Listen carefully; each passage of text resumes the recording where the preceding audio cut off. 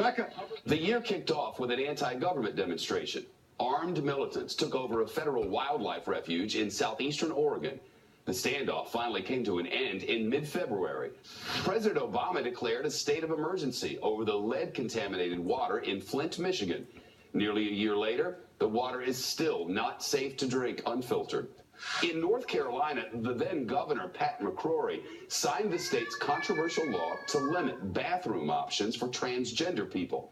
In response, major companies announced their plans to take their business elsewhere. The biggest shakeup in recent political history after Donald Trump won enough delegates to clinch the Republican presidential nomination. He later announced Indiana Governor Mike Pence as his running mate. And Hillary Clinton secured the Democratic nomination after an unexpectedly tough challenge from the independent senator from Vermont, Bernie Sanders. She later chose the Virginia Senator Tim Kaine as her vice presidential candidate. The worst mass shooting in modern American history happened in 2016 when a gunman opened fire in a gay nightclub in Orlando, killing 49 people. He died after a shootout with police. Britain shocked the world when it voted to leave the European Union. Financial markets around the globe plunged after the decision. NASA's Juno spacecraft flew into Jupiter's orbit on the 4th of July, giving us our best look yet at the largest planet in the solar system. Back here on Earth, the FBI Director James Comey announced his decision not to file criminal charges against Hillary Clinton. But just days before the election, Director Comey said investigators were reviewing thousands of newly discovered emails that could be related to the case. After reviewing the new emails, Comey said he is still not recommending any charges against Hillary Clinton. The year also saw major attacks targeting law enforcement officers in several cities. The deadliest happened in Dallas. A suspect shot to death 5 officers ambush style during a protest against police violence. Officials in Florida announced the first locally transmitted cases of the Zika virus here in the United States.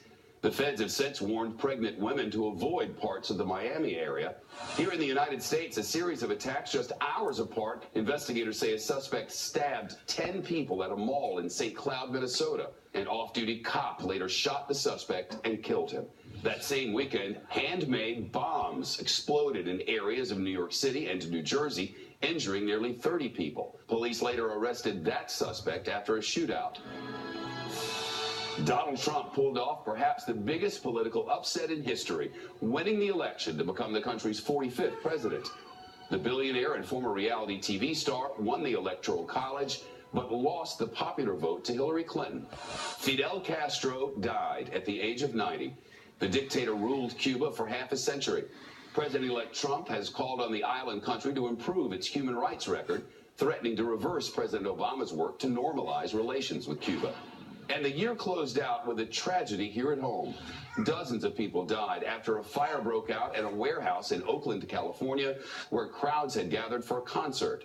City officials said they had already been investigating that warehouse for code violations. Looking ahead to 2017, President-elect Trump begins his first year in office. The whole country waiting to see how he follows through on his promise to make America great again, and his pledge to drain the swamp of corruption in Washington, D.C. We'll keep a close eye on the fight against ISIS and the civil war in Syria. Of course, we'll be here for all of it. In New York, I'm Shepard Smith, Fox News.